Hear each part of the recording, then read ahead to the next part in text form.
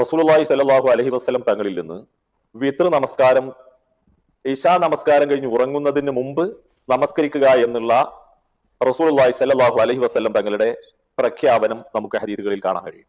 അതുപോലെ തന്നെ രാത്രിയുടെ വ്യത്യസ്ത ഭാഗങ്ങളിലുള്ള നമസ്കാരങ്ങളും നമുക്ക് കാണാൻ കഴിയും. ആയിഷ റളിയല്ലാഹു അൻഹ പ്രഖ്യാപിച്ചതായിട്ട് നമുക്ക് കാണാം. നബി സല്ലല്ലാഹു അലൈഹി വസല്ലം തങ്ങൾ രാത്രിയുടെ വ്യത്യസ്ത സന്ദർഭങ്ങളിലായി നമസ്കരിച്ച റിപ്പോർട്ടുകൾ ഇമാം ബുഖാരിയും മറ്റും ഒക്കെ റിപ്പോർട്ട് ചെയ്തതായി കാണാൻ കഴിയും.